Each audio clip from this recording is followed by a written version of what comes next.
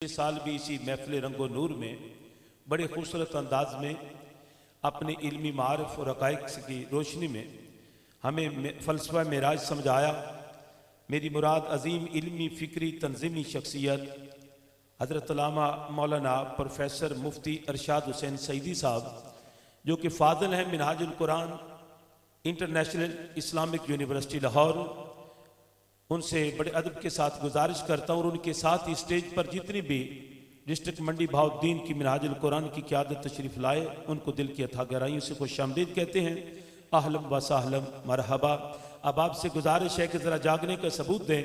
जितनी देर में माइक को एडजस्ट किया जाता है, नाराए तकबीर, नाराए रिसालत, नाराए तहकीक, नाराए हैदरी, जश्ने मेराजुन नबी, आस्ताना आलिया सैदा शरीफ, आस्ताना आलिया अंबाला शरीफ।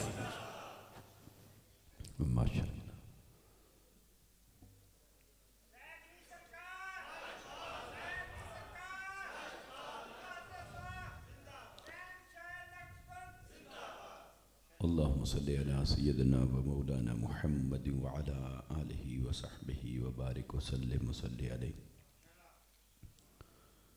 अस्सलातु वस्सलामु अलैका या सय्यदी या रसूलल्लाह व अला आलिका व अस्हाबिका या सय्यदी या हबीबल्लाह। अस्सलातु वस्सलामु अलैका या रहमतल लिल आलमीन व अला आलिका व अस्हाबिका या शफ़ीअल मुज़निबीन। नहमदुहु व नुसल्ली व नुसल्लिमु अला सय्यदिना व मौलाना मुहम्मदिन रसूलिहिन नबिय्यिल अमीनिल मकीनिल हनीनिल करीमिर रऊफ़िर रहीम। अम्मा बअद फ़अऊज़ु बिल्लाहि मिनश शैतानिर रजीम। बिस्मिल्लाहिर रहमानिर रहीम। सुम्मा दना फ़तदल्ला फ़कान क़ाब क़ौसैनि औ अदना। सदक़ल्लाहुल अज़ीम व सदक़ रसूलुहुन नबियुल करीम व नहनु अला ज़ालिका लमिनश शाहिदीन वश्शाकिरीन वल्हम्दुलिल्लाहि रब्बिल आलमीन। हम्द व सलात के बाद लायक सद ताज़ीम वाजिबुल इकराम तस्वीर सूफिया वारिसे फैज़ान औलिया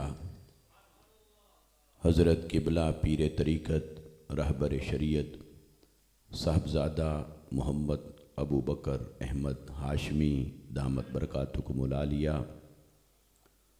मुअज़्ज़ज़ व मोहतशम दीगर सादात गरामी कद्र, मशाइख़ उज़्ज़ाम, उलमाए ज़ी वक़ार, साहिबान निस्बत, हाज़रीन व सामीन, अल्लाह और उसके हबीब सल्लल्लाहु अलैहि वसल्लम का फ़ज़्ल व करम है, जिसके सदक़े से हम सब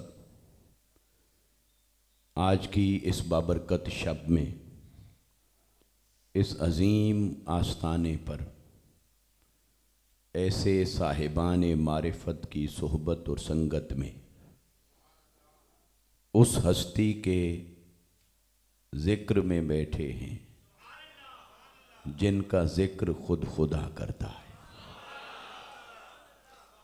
यकीनन मेरे लिए भी उसी तरह सआदत की बात है जैसे आप इसे सआदत समझते हुए इस मजलिस में शरीक हैं। मैं साहबज़ादा साहब का दिल से शुक्रगुज़ार हूँ कि उन्होंने मुझे इस बाबरकत फैज़ की महफ़िल से अपने हिस्से का जो शर्फ़ है उसे पाने के लिए ये सआदत बख्शी। अल्लाह तबारक व तआला इनकी इस शफ़क़त को मेरे लिए दुनिया और आखिरत में अपनी रज़ा का ज़रिया फ़रमाए। मौका की मुनासिबत से चंद कलिमात अर्ज़ करता हूँ। उम्मीद है आप पूरी तवज्जो के साथ समाअत फरमाएंगे। मुझे हुक्म हुआ है कि मैं मेराज के इस वाक़या को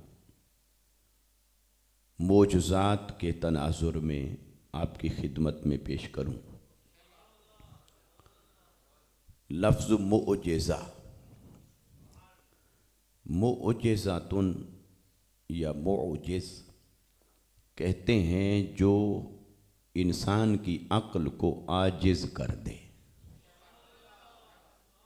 इंसान अक्ल से किसी बात को समझने की कोशिश करे, अक्ल के घोड़े दौड़ाए और अक्ल थक हार के जिसके सामने बेबस हो जाए उसे मोजज़ा कहते हैं।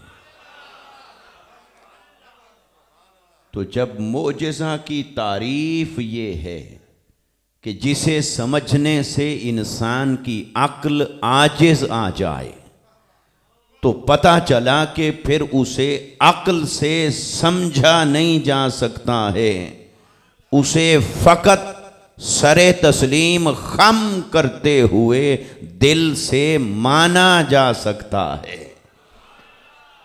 इसलिए मोजज़ात की शान ये है कि मोजज़ात को समझा नहीं जा सकता, मोजज़ात को फ़कत माना जाता है। और कोई इसे मानता कब है? जब उसकी अक्ल नबुव्वत की दहलीज पर सरनगू हो जाती है।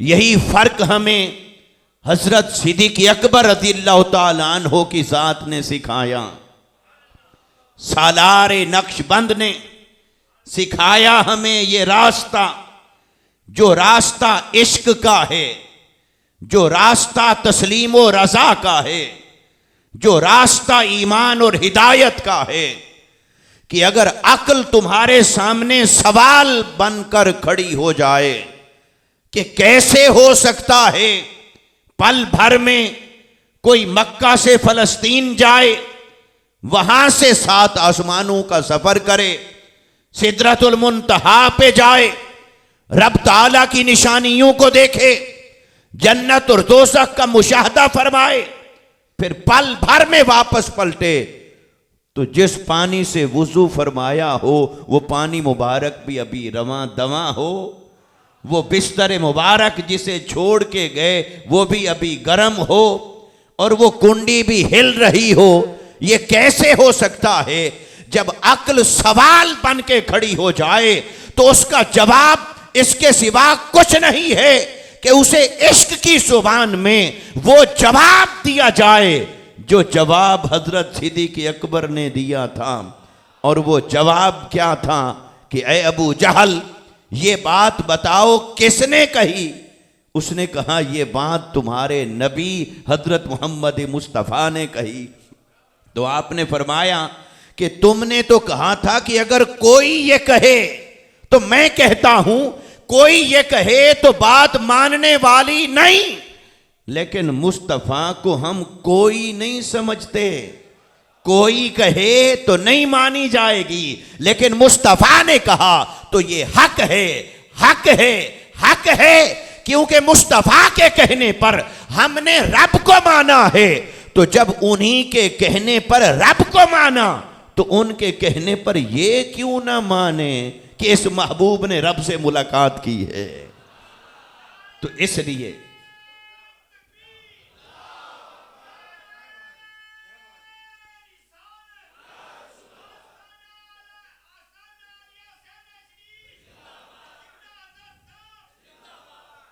दोस्तान मोहतरम, मुअजिज़ा अपनी तारीफ के एतबार से, अपनी हकीकत के एतबार से ये अक्ल को आजिज़ कर देता है, फहम को आजिज़ कर देता है। समझने ताक़ुल तफ़हुम के एतबार से इंसान आखिरी हद को छू लेता है, मगर अक्ल सरेंडर करती है दहलीज़ नबुव्वत पर, इसलिए उसे मोजिज़ा कहते हैं। अब सवाल पैदा होता कि अक्ल को क्यों झुकाया गया मोजिज़ा के सामने, दरबार नबुव्वत के सामने, दहलीज़ नबुव्वत के सामने? दोस्तों, वजह यह है कि अल्लाह तबारक व तआला ने इंसान को जो जिंदगी अता की, उसकी जिंदगी के अंदर ड्राइविंग सीट के ऊपर बिठाया है अक्ल को। इंसानी जिंदगी के अंदर ड्राइविंग सीट पर बिठाया है अक्ल को। अक्ल जो कहती है इंसान वही करता है, अक्ल जो कहती है वही मानता है। अक्ल जिस तरफ मोड़े इंसान उसी तरफ मुड़ जाता है। इसलिए इंसान हमेशा अक्ल के पीछे चलता रहा। जब भी अंबियाए किराम तशरीफ लाए, उन्होंने अल्लाह की तौहीद, उसकी वहदानियत, उसके हुस्न जमाल, उसके बेमिसाल होने का तज़किरा किया। अक्ल ने सवाल किया कैसे माने, क्यों माने? तो अल्लाह ने हर नबी को यही फरमाया था कि पहले इसकी अक्ल को झुकाया जाए, फिर मुझे मनवाया जाए। तो अक्ल को कैसे झुकाया जाए? तो अक्ल को कोई ऐसा करिश्मा दिखाया जाए, अक्ल को कुछ ऐसा काम करके दिखाया जाए कि अक्ल झुके। क्योंकि इंसान ये चल रहा है अक्ल के पीछे। तो जब तक अक्ल को लगाम न डाली जाए, तब तक ये नबी की गुलामी का पटा कैसे गले में डालेगा? तो अक्ल को दहलीज नबूवत पर झुकाने के लिए अल्लाह ने हर नबी को मोजज़ात अता फरमाए। और मोजज़ा के सामने अक्ल सरेंडर करती है।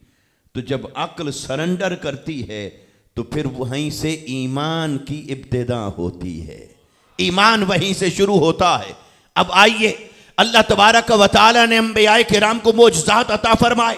हर नबी के मोजज़ात, हर नबी को अल्लाह ने करिश्मात अता फरमाए, मोजज़ात अता फरमाए। तो मोजज़ा की हकीकत यह है कि अक्ल आजिज़ आ जाए। और कहाँ मोजज़ात अंबिया और कहाँ मोजज़ात मुस्तफ़ा, सैयदुल अंबिया, इमामुल अंबिया। आपके मोजज़ात और आपके मोजज़ात जो बेशुमार बेहिसाब हैं, उनमें से फिर आका अलैहिस्सलाम का जो सबसे बड़ा मोजज़ा है, वो मोजज़ा ना सूरज को पलटाना है, ना चांद को दो टुकड़े करना है, ना दरख्तों को कलमा पढ़ाना है, ना पत्थरों से बुलवाना है। मेरे आका का सबसे बड़ा मोजज़ा ये है कि आप फलक की हुदूद से निकले और खालिक के हुस्न का जलवा देखा है। सबसे बड़ा मोजज़ा मुस्तफ़ा का मोजज़ा मेराज। तो मोजज़ा से लेकर मोजज़ात मुस्तफ़ा तक आइए, फिर मोजज़ात मुस्तफ़ा से लेकर मोजज़ाए मेराज तक जाइए।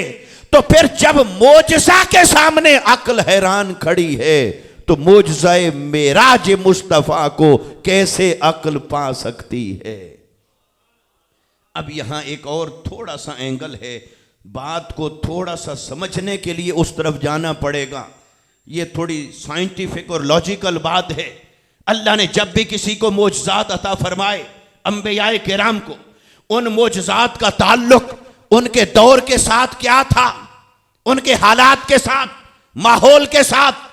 चूंकि मोजज़े ने अक्ल को गुलाम बनाना था नबी का, तो अक्ल का उस दौर का जो नाज था, उस नाज को तोड़ा है मोजज़े ने, उस नाज को झुकाया है मोजज़े ने। मिसाल के तौर पर हजरत ईसा अलैहिस्सलाम, आपको अल्लाह ने क्या मोजज़ा अता फरमाया? यदे बैज़ा, दस्ते मुबारक बगल में छुपाते, वहां से निकालते, वो नूर की तरह चमकने लग जाता। जिस कोढ़ी के मर्ज को फेर देते शिफायाब हो जाता। बड़े से बड़ा पुराना मर्ज होता, उसे शिफायाब कर देते। कभी आपने गौर किया कि ईसा अलैहिस्सलाम को ये मोजज़ात क्यों अता हुए कि मादरजात अंधे को आप बीना कर दें और कोढ़ी के मर्ज को शिफायाब कर दें, हत्ता के मुर्दे को जिंदा कर दें? वजह यह है कि उनके दौर के अंदर अक्ल को नाज था तिब पर। उनके दौर का नुक्ता कमाल था तिब। तो तिब के ऊपर इंसान को इतना महारत हासिल हो गई थी कि वो बड़ी बड़ी बीमारियों का इलाज कर लेता था। जो भी बीमारियां थीं उनका इलाज कर लेता था। अमराज की शिफायाबी के लिए उसके पास बड़े बड़े नुस्खे थे। तो इंसान को नाज था, उस दौर के इंसान को, या यूं कहिए उस दौर की अक्ल को नाज था इस बात पर कि जैसा भी मर्ज हो, मैं उसे शिफायाब करने की ताकत और सलाहियत रखती हूँ। अल्लाह ने फरमाया अच्छा, तेरे गुरूर को तेरे ही मैदान में लाकर तोड़ूंगा और इसे अपने नबी की दहलीज पर झुकाऊंगा। तो हुआ क्या कि अल्लाह ताला ने हजरत ईसा अलैहिस्सलाम को वो मोजज़ात अता फरमाए जो उनके एतबार से हर एक को झुका दे। तो क्या दिखाया? फरमाया देखो ये बड़ी बात है कि बीमार को कोई नुस्खा खिलाकर शिफायाब कर लिया जाए, या उससे बड़ी बात यह है ना कोई दवाई खिलाई जाए, ना कोई नुस्खा आजमाया जाए, ना पिलाया जाए, ना खिलाया जाए, सिर्फ निगाहे करम की जाए और दस्ते मुबारक फेर दिया जाए। तो ना हफ्ता, ना महीना, ना 6 महीने, ना कोई कोर्स, बस के उसी लम्हे वो मरीज शिफायाब हो जाए, मर्ज जाता रहे, सेहतयाबी हो जाए। अल्लाह ने उस दौर के अक्ल की नाज को तोड़ा और अपने नबी की नबूवत और मोजज़े के सामने झुका दिया। और फिर इससे बड़ी बात यह दिखाई ईसा अलैहिस्सलाम की जिंदगी में कि एक है मरीज को जिंदा कर लेना, देखो ये बड़ी बात है, या मुर्दे को मरीज को सेहतयाब कर लेना बड़ी बात है, या कोई किसी मर्ज में मर जाए मुर्दे को जिंदा कर लेना बड़ी बात है। तो इंसान का कमाल तो इस बात के अंदर छुपा हुआ था कि मरीज को शिफायाब कर लिया जाता है। तो अल्लाह ने ईसा अलैहिस्सलाम की जिंदगी में दिखाया कि तुम तो बीमार को शिफायाब करते हो, मेरे ईसा का कमाल यह है कि बीमार मर जाए ये दस्ते मुबारक फेर कर मुर्दे को जिंदा कर देते हैं। ये था क्लाइमेक्स ईसा अलैहिस्सलाम के मोजज़े की सूरत में। तो उनके मोजज़े का ताल्लुक उनके दौर के हालात और वाक़यात के साथ। इसी तरह हजरत मूसा अलैहिस्सलाम को मोजज़ा अता फरमाया, असाए मुबारक, असाए कलीमी, वो जो अता फरमाया क्या हुआ? फिरौन का दरबार है, उसने जादूगर बुला रखे हैं। उस दौर के अंदर जादू का फन अपने नुक्ताए कमाल पर था, वो जैसे चाहते करिश्मे दिखाते। उनके पास थी रस्सियां, उनको फेंका, देखा सांप बन गया। अल्लाह ने फरमाया अच्छा, तुम्हें जिस फन पर नाज है इसी मैदान में मेरे नबी की शान देखो, तुम्हें इसी मैदान में शिकस्त देकर अपने नबी के सामने झुकाऊंगा। अल्लाह ने फरमाया ए मूसा अलैहिस्सलाम, ये आपका असाए मुबारक, ये असाए मुबारक फेंकिए और फिर इसका करिश्मा देखिए। तो फिरौन के दरबार में क्या हुआ? वो जादूगरों ने जादू दिखाए। तो मूसा अलैहिस्सलाम ने अपना असा मुबारक जो फेंका तो उनकी रस्सियां तो सांप बने थे, पर मूसा अलैहिस्सलाम का असा वो अजदहा बना, वो सारे सांपों को निकल गया। वो हैरान होकर झुक गए, सजदा रेज हो गए, कहा हमारे जादू सिर्फ जमीनी महारत थी, ये जमीनी महारत नहीं, ये करिश्मा आसमान से आया है। तो मूसा अलैहिस्सलाम के सामने झुके। अब ये 2 मिसालें देकर मेराज की तरफ आ जाता हूं। हजरत ईसा अलैहिस्सलाम आपको अल्लाह ने मोजज़ा अता फरमाया जो उस दौर की स्पेशलिटी थी, उस दौर का इम्तियाज था, उस दौर के इंसानी अक्ल की इख्तिरा थी, उसे मात दी तिब में। ईसा अलैहिस्सलाम के दौर में वो जादूगर है, जादूगरी है, उसे मात दी और शिकस्त दी और मूसा अलैहिस्सलाम की शान दिखाई। अब आइए इसके पीछे क्या लॉजिक होगी कि हुजूर के मोजज़ात में से सबसे बड़ा मोजज़ा मेराज हो? क्या वजह है? करिश्मा के एतबार से तो बड़ा करिश्मा यह है कि चांद को 2 टुकड़े फरमा दिया। करिश्मात के एतबार से तो बड़ा करिश्मा यह होना चाहिए, बड़ा मोजज़ा यह होना चाहिए कि डूबे हुए सूरज को वापस पलटा दिया। मोजज़ा बड़ा यह होना चाहिए कि पत्थर जो बेजुबान है उसने मुस्तफ़ा का कलिमा पढ़ा। बड़ा मोजज़ा तो यह होना चाहिए कि खजूर का तना है जिस पर मुस्तफ़ा तशरीफ फरमा होकर महज खुतबा दिया करते थे, और जिस दिन उसे छोड़ दिया उस दिन वो रोने लग जाता है, सिसकियों आहू की आवाज आने लग जाती है। मोजज़ा तो बड़ा ये होना चाहिए था, फिर बड़ा मोजज़ा मेराज कैसे हो गया? वो उसको समझने के लिए हुजूर की नबुव्वत का ज़माना सिर्फ अरबों के लिए न था। उस दौर के एतबार से तो बड़ा करिश्मा यही लग रहा होगा देखने वालों को। पत्थर बोल पड़ा, दरख्त बोल पड़ा, वो झुक गया, उसने कलिमा पढ़ा, पहाड़ों ने दुरूद सलाम पढ़ा, खजूर का तना बोल पड़ा, चांद दो टुकड़े हो गया, सूरज वापस पलट आया।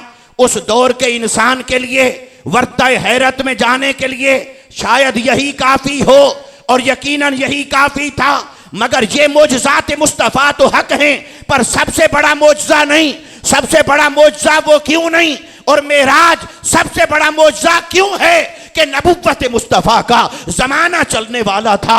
कयामत तक इस जमाने ने जाना था, इंसान ने आगे आना था, उसने तरक्की करनी थी, फलसफा गुजर जाना था, फिर साइंस का दौर शुरू होना था, फिर साइंस ने तरक्की करनी थी, साइंस के करिश्मात थे, साइंस का इल्म था, उसकी तहकीक थी। अल्लाह ने देखा आने वाला इंसान कयामत से पहले अक्ल की जिस मेराज पर खड़ा होगा उसको उस मैदान में शिकस्त देकर अजमत मुस्तफा को जाहिर करूं। इसलिए साइंस की मेराज दहलीज मुस्तफा है, और मुस्तफा का सबसे बड़ा मोजज़ा मेराज मुस्तफा है।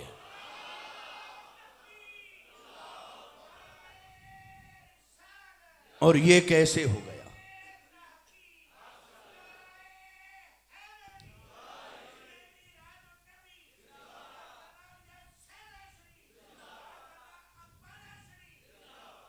कयामत तक आने वाला इंसान तरक्की और अक्ल के जिस मेराज को छू लेगा उस इंसान को मेराज ही मनवाएगी कि मुस्तफ़ा की शान वरा उल वरा है।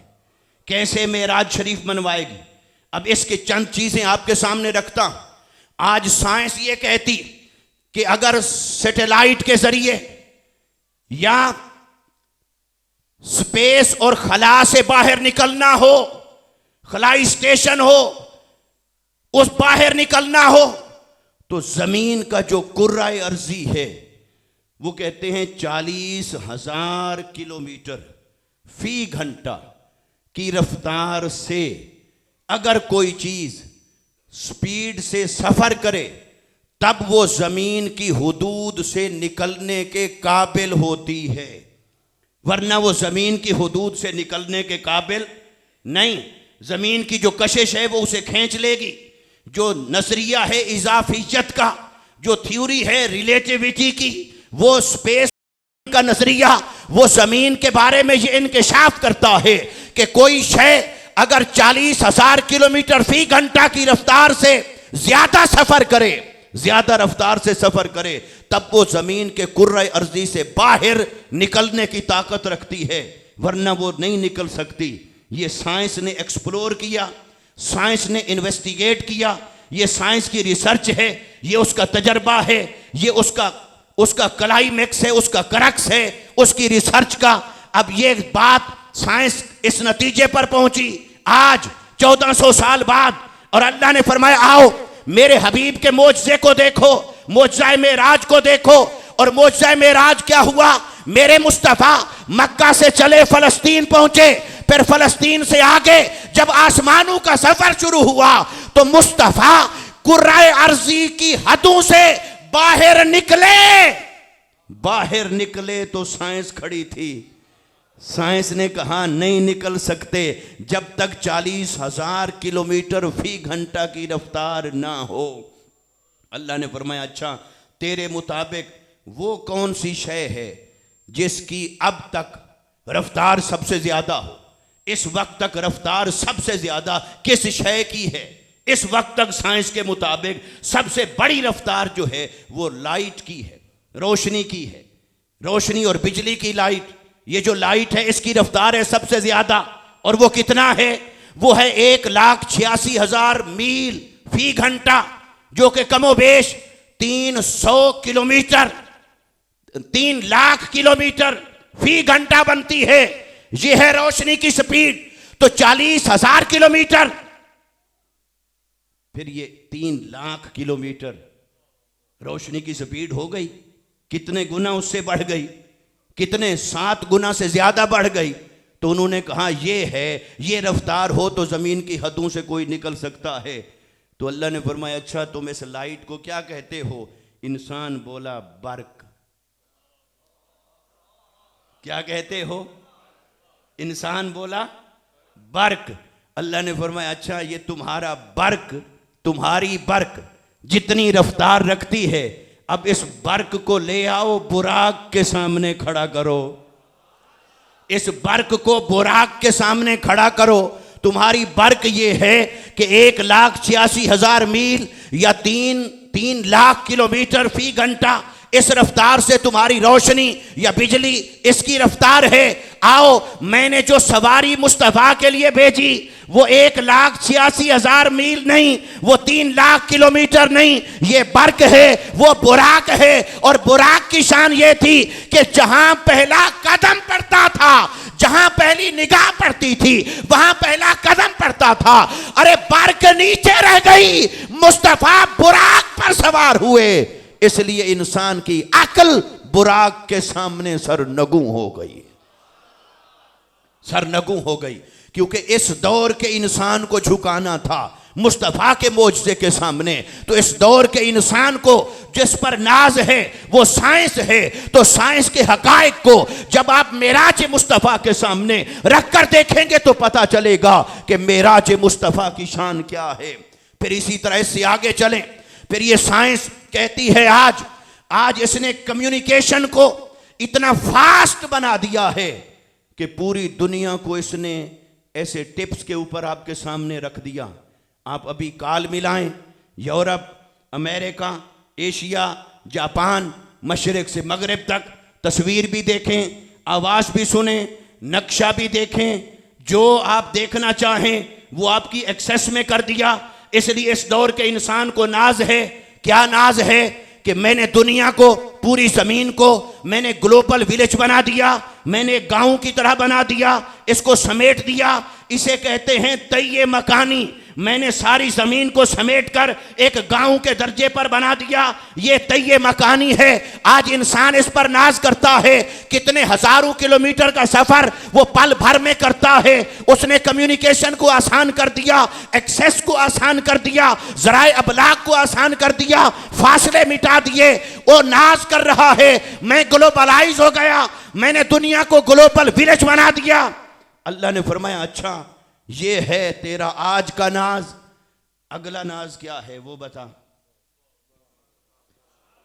तो आज साइंस कह रही है मेरा अगला हदफ ये है कि मैं ग्लोबलाइज हो गई हूं, अब मैं यूनिवर्सलाइज होने की कोशिश में हूं।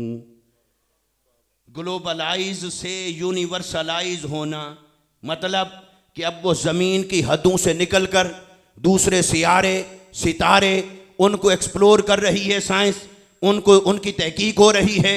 चांद तक पहुंच गए, मरीख तक पहुंच गए, स्पेस में कब्जे जमा लिए, दूसरे सियारे, दूसरे सितारे, फिर निज़ाम शमसी के अंदर जितने सियारे हैं, फिर इनके बाद जो दूसरी कहकशाएं हैं, अब इंसान उसकी कोशिश में लगा है, उसकी दरियाफ्त में लगा है। तो एक वक्त आएगा, ऐन मुमकिन है, जैसे आज आप और मैं कराची से लाहौर का सफ़र करते हैं जहाज़ के ज़रिए, या यूरोप का सफ़र करते हैं जहाज़ के ज़रिए, अमेरिका, जापान आ रहे हैं, जा रहे हैं। ऐन मुमकिन है आज के बाद, कुछ सालों के बाद, कुछ सदियों के बाद इंसान की ये ट्रैवलिंग, उसकी कम्युनिकेशन, उसका इबलाग, उसकी एक्सेस ऐसे हो जाए सारी कायनात तक कि वो कभी मरीख पे जा रहा है, कभी चांद पे जा रहा है, कभी सियारे पे, कभी सितारे पे, कभी किसी पे एक हफ्ते का ट्रिप है, कभी वहां होटल बना के आबाद है, कभी कुछ दिनों के लिए जा रहा है, शायद कुछ इंसानों को वहां ले जाकर आबाद करे। तो वो जो उस दौर का इंसान होगा, अब ग्लोबलाइज होने से जो यूनिवर्सलाइज होने का सफर है वो पहुंचेगा उस आखिरी नुक्ते पर। क्या होगा? कुरान पुकार उठा, वसख्खर लकुम मा फिस समावाते व मा फिल अर्दे। ऐ इंसान, जो कुछ जमीन में है ये तेरी रसाई में, जो कुछ आसमानों में है ये तेरी रसाई में। मगर ऐ इंसान सोच ले, तेरी रसाई आसमानों के नीचे नीचे रहेगी, ऊपर नहीं, आसमान तक भी नहीं। आसमानों से ऊपर भी नहीं। तो अब इंसान तरक्की करते हुए जिस आखिरी मंजिल तक पहुंचेगा, उसकी अक्ल, उसकी साइंस जिस आखिरी मंजिल तक पहुंचेगी, वो मंजिल होगी इंसान नारा लगाएगा कि मैं यूनिवर्सलाइज हो गया, मैंने पूरी यूनिवर्स को फतह कर लिया, मुसख्खर कर लिया। और उस दौर का इंसान आज सुबह गया चांद पे, अगली शाम गया मरीख पे, वहाँ से उसने ट्रिप लगाया दूसरे सियारे सितारों पर घूम फिर के, मुमकिन है एक दिन में वापस आ जाए, मुमकिन है एक दिन में वापस आ जाए। तो उस दौर का इंसान जब अपने अक्ल की तरक्की पर यहाँ इस मंजिल पर पहुँच के खड़ा होगा, और उस दौर के इंसान के लिए शायद ये कमाल की बात ना हो कि पत्थर बोल रहा है, उसने लोहे को बुलवा के दिखाया कि नहीं? मोबाइल बोलता है कि नहीं? वो लोहे को बुलवा के दिखा रहा है, तो वो कहेगा मैंने पत्थरों को तो मैं बुलवा रहा हूं, ये नबी का मोजज़ा कैसे मान लूं, उनकी सुपरमेसी को कैसे मान लूं, ये काम तो मैं कर रहा हूं। तो अल्लाह ने फरमाया ठीक है, पत्थरों को बुलवाना मैं उसे बड़ा मोजज़ा करार नहीं देता, दरख्तों को बुलवाना मैं इसे बड़ा मोजज़ा करार नहीं देता, क्योंकि इंसान की रसाई हो जाएगी इस तक। मैं ये बेजान को जानदार बनाना, मरीज को शिफायाब करना, मुर्दे को जिंदा करना, मैं इनको बड़ा मोजज़ा करार नहीं देता। अपने मुस्तफ़ा का बड़ा मोजज़ा है मेराज। मेराज कैसे बड़ा मोजज़ा है कि दूसरी सारे करिश्मात तक शायद इंसान की रसाई हो जाए, लेकिन आखिरी दौर का इंसान जब अक्ल के मेराज पर, तरक्की की मेराज पर, साइंस की मेराज पर खड़ा होगा, आसमान की बुलंदियों को छू रहा होगा, कायनात को फतह कर चुका होगा, सियारों सितारों को फतह कर चुका होगा, उस दौर का इंसान जब अपनी अक्ल पे नाज करेगा, उसे आवाज आएगी गुंबदे खजरा से, जरा मेरे मोजज़े मेराज को देख, तेरी तरक्की क्या है कि तू आसमानों तक पहुंचा, और मुस्तफा की शान क्या है। आज से हजारों साल पहले सिर्फ आसमान तक नहीं गए थे, तेरे पास तो ज़राए हैं, मगर मुस्तफ़ा सल्लल्लाहु अलैहि वसल्लम मेराज तक गए थे, मस्जिद हराम से चले थे अक्सा, अक्सा से चले थे पहला आसमान। अब तेरी रसाई खत्म हो गई, इंसान आसमानों से ऊपर कभी नहीं जा सकता, ये कुरान ने वाज़ेह कर दिया। वो जितना भी तरक्की करे वो आसमानों से नीचे रहेगा। बाकी जितने मोजज़ात थे शायद उनके मॉडल इंसान की एक्सेस में आ जाएं, शायद वो इंसान की रसाई में आ जाएं, इंसान की पहुंच में आ जाएं, लेकिन इंसान यूनिवर्स को फतह करके, मुसख्खर करके पहले आसमान के नीचे खड़ा होगा। उस दौर का इंसान जब ऊपर नजर उठा के देखेगा, पहला आसमान होगा, वो कहेगा मैं बेबस हो गया। मैं, अल्लाह फरमाएगा जहां तू बेबस हो गया यही मोजज़ा है मेराज मुस्तफ़ा का। अब अक्ल को झुका, जहां तेरी बेबसी आ गई, ये मुस्तफ़ा का कमाल, ये मुस्तफ़ा की अज़मत। तो उस दौर का इंसान जब अपने आप को यूनिवर्सलाइज होकर देखेगा और मुस्तफ़ा की तरफ देखेगा, तो उसे नजर आएगा कि जमीन नीचे थी, मुस्तफ़ा सरबलंद थे, यूनिवर्स नीचे थी, मुस्तफ़ा सरबलंद थे, आसमान भी नीचे थे, मुस्तफ़ा की उन तक भी रसाई हो गई थी। फिर पहला आसमान, फिर दूसरा आसमान, फिर तीसरा, सातवां आसमान, फिर सातवां आसमान भी मुस्तफ़ा की इंतहा न थे, फिर सिदरतुल मुंतहा, फिर वो भी मुस्तफ़ा की इंतहा न थी, बल्कि शबे मेराज ने बताया बशर नीचे, मुस्तफ़ा सरबलंद हैं, जमीन नीचे, मुस्तफ़ा सरबलंद हैं, आसमान नीचे, मुस्तफ़ा सरबलंद हैं, नूरी नीचे, मुस्तफ़ा सरबलंद हैं, कायनात नीचे, मुस्तफ़ा सरबलंद हैं, मकान नीचे, मुस्तफ़ा सरबलंद हैं। अरे मुस्तफ़ा की रसाई शबे मेराज ला मकान तक थी, तू मकान पे पहुंचा। अब मुस्तफ़ा के कदमों में झुक कर पढ़ ला इलाहा इल्लल्लाह मुहम्मदुर रसूलुल्लाह।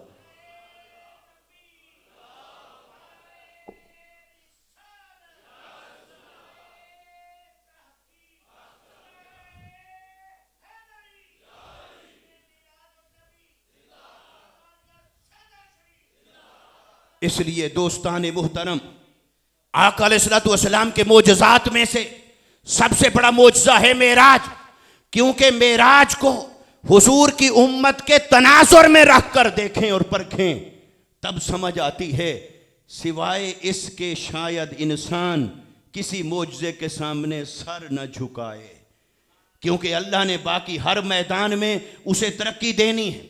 वो पत्थरों को भी बुलवा लेगा, वो दरख्तों से भी आवाज़ें निकलवा लेगा, वो शायद चांद सितारे सियारे हर एक तक पहुंच जाए, मगर जो उसके बस में नहीं होगा वो यही कि पहले आसमान के नीचे है, ऊपर नहीं जा सकता, और ऊपर नहीं जा सकेगा और अपनी तरक्की के सामने खड़ा होकर जब अज़मत मुस्तफ़ा का एतराफ़ करेगा, अक्ल झुकेगी, सरेंडर करेगी।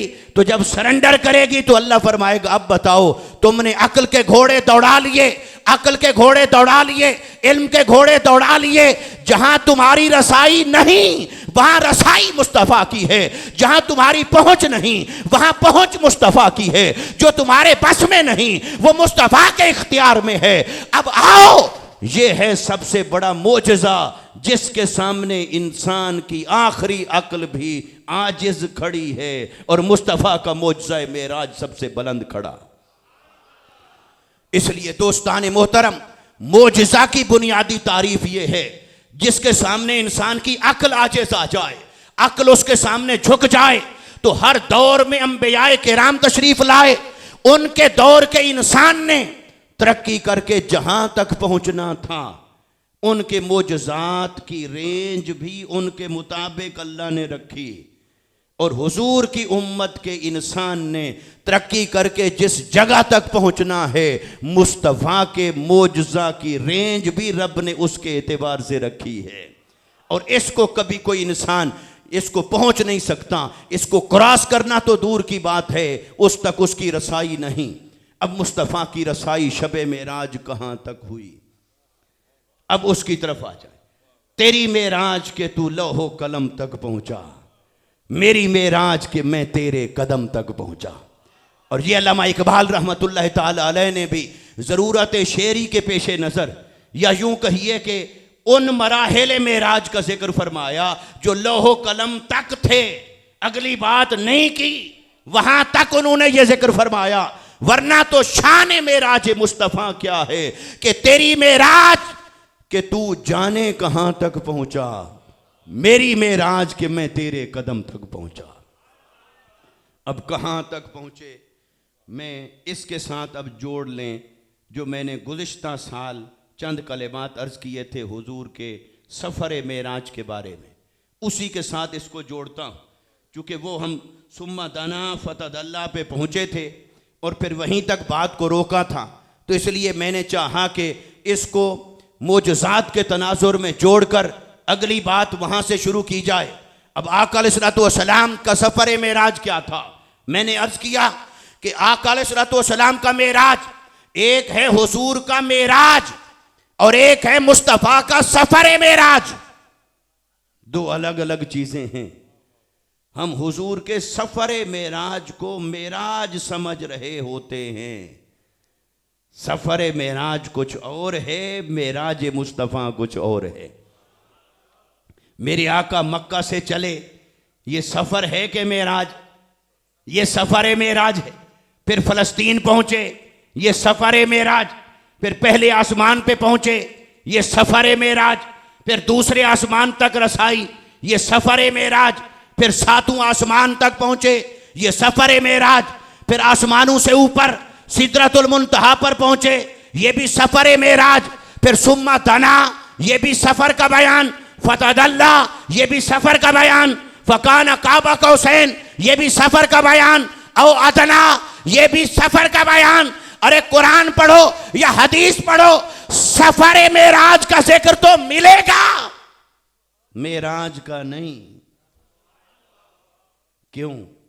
इसलिए कि इंसान तो सफ़र को समझने के काबिल नहीं, मेराज उसे कैसे बताया जाए मुस्तफ़ा का। अल्लाह ने फरमाया तू तो सफ़र को समझ ले, यही बड़ी बात है। सफ़र को समझ ले, कैसे हुआ सफ़र मुस्तफ़ा का। तो मेराज मुस्तफ़ा क्या है, तो हुजूर का जो सफ़र मेराज है वो हुजूर का मेराज न था। मेराज तो तब हुआ जब सफ़र अपने इख्तिताम को पहुंचा, सफ़र तकमील को पहुंचा, सफ़र मुकम्मल हुआ, तब हुआ मेराज। और कैसे हुआ मेराज? अल्लाह ने दरवाज़ा बंद करके कहा फ़अौहा इला अब्दिही मा औहा, जाओ तुम्हें जो बताना था बता दिया। अब मेरे हुजूर का मेराज शुरू हो रहा है। वो मेराज क्या है? इन्नहु हुवस समीउल बसीर, वो मैं देखूंगा ये दिखेंगे, मैं बोलूँगा ये सुनेंगे, ये बोलेंगे मैं सुनूंगा, और ये देखेंगे मैं दिखूंगा। मैं समी हूँ, मैं बसीर हूँ। फिर ये समी हैं, ये बसीर हैं। तो अल्लाह ने वहाँ दरवाज़ा बंद कर दिया, कलाम ख़त्म कर दिया, उसके बाद की कोई बात बताई ही नहीं। इन्नहु हुवस समीउल बसीर पर अल्लाह ने यहाँ सफ़र मेराज की बात ख़त्म कर दी, और उधर फ़अौहा इला अब्दिही मा औहा पर बात ख़त्म कर दी। हुजूर के सफ़र मेराज को बयान किया। मेराज मुस्तफ़ा क्या है वो खुदा जाने या मुस्तफ़ा जाने।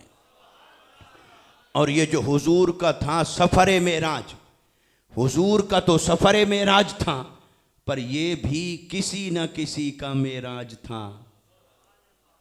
सफ़र था उनका, मेराज था किसी का। सफ़र था मुस्तफ़ा का, मेराज था कायनात का। पहला मेराज तो हुआ जिब्राइल को, जिसको काफूरी लबों के साथ मुस्तफ़ा के कदमों को चूमने की मेराज नसीब हुई।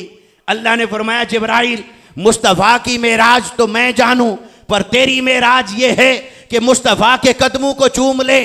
तो गोया के मेराज का सफ़र कहाँ से शुरू हुआ? जहां जिब्राइल की मेराज हुई, वहां मुस्तफ़ा के सफ़र मेराज की इब्तिदा हुई। फिर ऐसे अंबियाए किराम को मेराज हुआ, हुजूर की ज़ियारत की, हुजूर के पीछे नमाज पढ़ी। आप मुसल्ला इमामत पर थे, वो इक्तिदा में खड़े थे, वो उनका मेराज था। फिर सातों आसमानों से ऊपर सिदरतुल मुंतहा पर जब सारी नूरी मखलूक जमा थी, मलाइका जमा थे, ये उनका मेराज था, मुस्तफ़ा का सफ़र मेराज था। तो अल्लाह ने जब सारी कायनात को सदका बांट दिया मेराज का, तो फरमाया हबीब अब ये सारे इसी सदके पे खुश हैं, अब तू आ जा, अब दरवाज़ा बंद करके कायनात को साकित कर देता हूँ, अब तेरा मेराज शुरू होगा। तो उलमाए किराम ने, सूफिया ने इस पर नुक्ता कुशाई की कि कैसे हो गया लैलन, इतना सारा सफ़र, इतने सारे वक्त को अल्लाह ने कैसे जमा फरमा दिया। तो ये था तय ज़मानी, जैसे मेराज के अंदर जो कि कई मोजज़ात का मजमुआ है, मल्टीपल मोजज़ात हैं मेराज के अंदर। इसमें तय मकानी, इसमें तय लिसानी, इसमें तय ज़मानी, इसमें कायनात की तस्वीर, इसमें सारी चीज़ों को अल्लाह ने जमा किया। तो तय ज़मानी भी हुआ। कुरान ने कहा लैलन, रात के एक छोटे से लम्हे में ये सब हुआ। कैसे हुआ? तो सूफिया ने कहा ऐसे हुआ कि हुजूर को रब ने बनाया रूहे कायनात। क्या बनाया? रूहे कायनात। बस रूहे कायनात जब कायनात की हदों से निकली तो कायनात जहाँ थी वहीं साकित हो गई। फिर हुजूर गए तो वहीं पड़ी रही, हुजूर वापस तशरीफ़ लाए तो वहीं से शुरू हो गई। तो हुजूर वापस तशरीफ़ लाए तो कायनात वहीं से शुरू हुई। तो अल्लाह तबारक व तआला ने कायनात को साकित कर दिया, क्योंकि आका अलैहिस्सलातु वस्सलाम को रूह कायनात का दर्जा अता फरमाया, इसलिए इसे कहा लैलन। अगर वो रब 50,000 साल का एक दिन बना सकता है, ये उसकी शान है। हिसाब व किताब के लिए कयामत को अल्लाह ने 50,000 साल का दिन एक बना दिया। 50,000 साल इधर एक दिन। उसने कहा मैं 50,000 सालों को एक दिन में समेटूं, तो ये मेरी कुदरत है। और अगर मैं कई ज़माने, कई सदियां समेट दूं लैलन एक लम्हे के अंदर, क्यों कि तुम जहां थे वहीं पड़े रहो, वहीं खड़े रहो। अभी मेरा मुस्तफ़ा जब इनका मेराज मुकम्मल होगा फिर तुम्हारी इब्तिदा दोबारा होगी। तो कायनात साकित हो गई। इसलिए आका अलैहिस्सलातु वस्सलाम जब वापस तशरीफ लाए तो कायनात का सफर वहीं से शुरू हुआ जहां रुका था। तो मेराज के अंदर अल्लाह ने तय ज़मानी को भी जमा किया, तय मकानी को भी जमा किया, और कई मोजज़ात को मिलाया। इंसान की हर रफ्तार को मोजज़ाए मेराज के सामने बेबस कर दिया। तो मुजज़ा मेराज के ये तमाम मराहिल ये इंसान को रहती दुनिया तक वर्तय हैरत में डालते रहेंगे और हर दौर का इंसान इसी के सामने सरेंडर करके हुजूर की नबुव्वत पर ईमान लाता रहेगा। तो आका अलैहिस्सलातु वस्सलाम जब आप पहुंचे लामका में, मकां की बात तो ये हो गई इख्तिसार के साथ। फिर आगे जब दाखिल हुए कुरान ने कहा सुम्मा दना, फिर वो और करीब हुए, फतदल्ला, पस वो और करीब हुआ। बारी ताला ये वो कौन है? पहले में भी वो, दूसरे में भी वो। फ़काना काबा कौसैन, 2 कमानों का फासला रह गया। औ अदना, इससे भी कम तर। अब अल्लाह ताला ने पहला जब ज़मीनी सफ़र बयान किया था तब तो फरमाया था सुबहान अल्लाह जी, पाक है वो ज़ात। तो अल्लाह ने अपना नाम लिया, फिर अब भी अब्द ही हुजूर का भी नाम लिया, लक़ब के साथ जिक्र फरमाया। तो जब ज़मीनी सफ़र है तो ये बशरी कायनात का सफ़र, ज़मीनी सफ़र, मादी सफ़र, तो ये ज़ाहिर का सफ़र था तो अपना नाम भी ज़ाहिर फरमाया, मुस्तफ़ा का नाम भी ज़ाहिर फरमाया। जब बातनी कायनात का सफ़र था तो उसने भी फिर ज़ाहिर को ज़मीर में बदल दिया। उसने कहा वो कौन? वो की निस्बत मुस्तफ़ा की तरफ करें या वो की निस्बत खुदा की तरफ करें। इसलिए यहाँ पहुँचकर फिर मुफस्सिरीन की आरा मुख्तलिफ हो गई। वो से मुराद क्या है? अब हर एक ने अंदाज़ा लगाया। तो आइए वो जो मुफस्सिरीन की आरा हैं अब उसकी तरफ चले। जब मेरे आका लामका में दाखिल हुए तो हज़रत मेरे आने से कबल वो सुना रहे थे आपको कि एक ऐसी स्टेज आ गई कि जब हुजूर को अजनबीयत महसूस हुई। क्या? और अजनबीयत में घबराहट तारी हुई। ये दोनों लफ्ज़ मौजूद हैं हदीस में। अजनबीयत महसूस हुई और घबराहट तारी हुई। अब आप बताइए, घबराहट रूह को होती है या जिस्म को?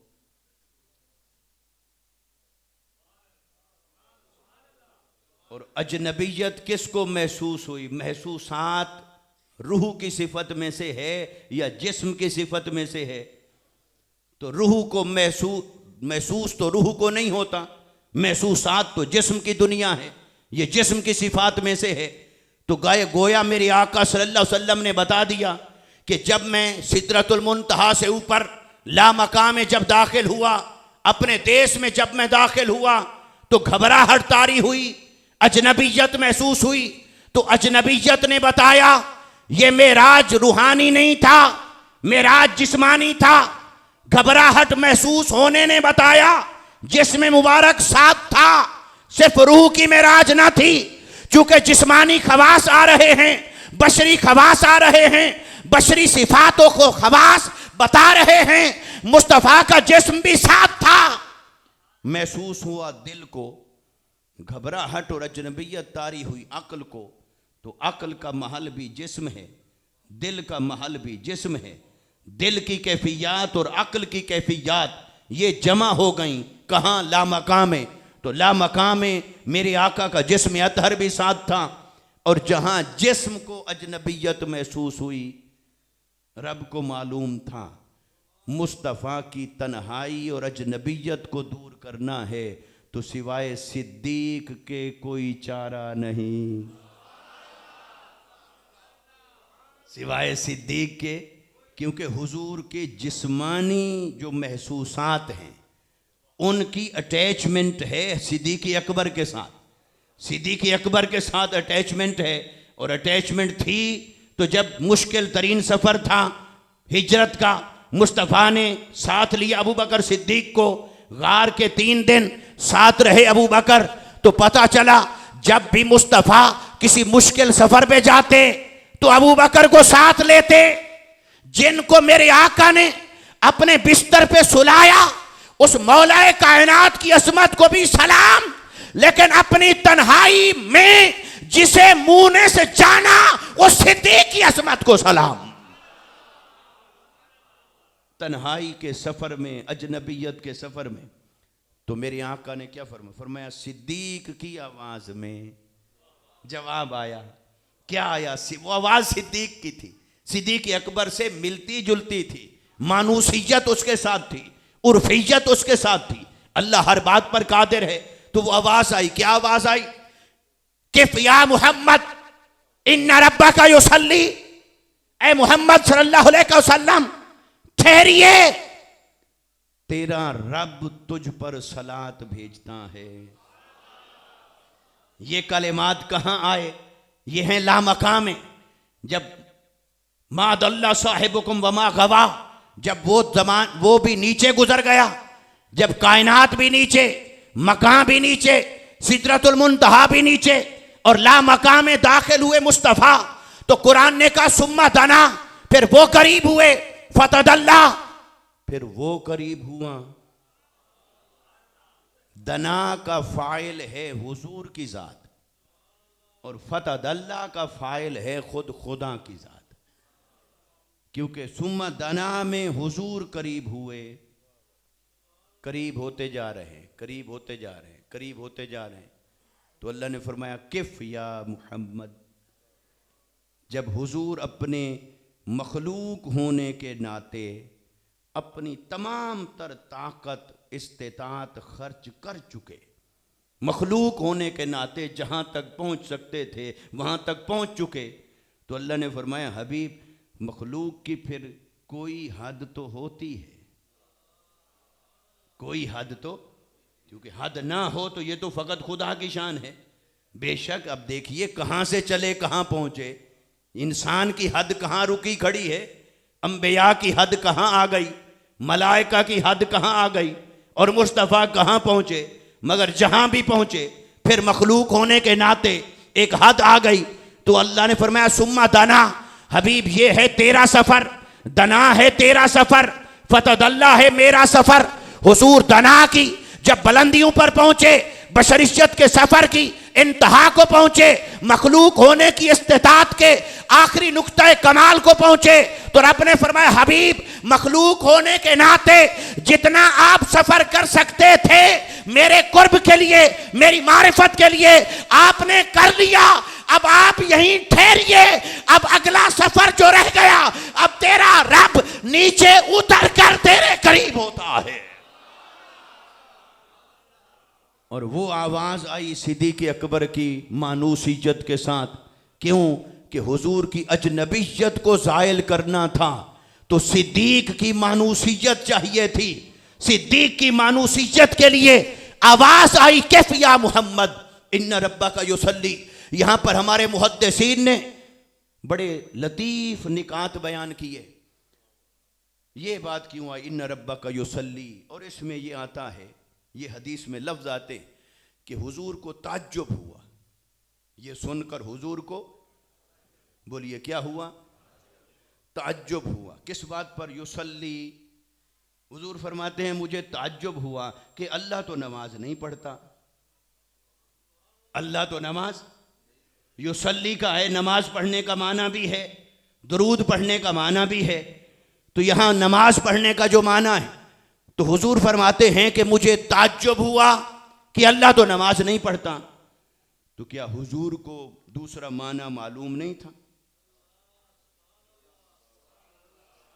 माने तो सारे हुजूर ने हमें बताए ना। हुजूर ने ही बताया कि सलात का माना नमाज भी है, सलात का माना दुरूद भी है। तो फिर हुजूर को ताज्जुब क्यों हुआ? ताज्जुब इसलिए हुआ कि ये ताज्जुब भी इंडिकेट करने के लिए था कि मुस्तफ़ा का सफ़र बशरी और जिस्मानी है। क्योंकि ताज्जुब रूह को नहीं होता, ताज्जुब होना ये भी जिस्म की खासियत है।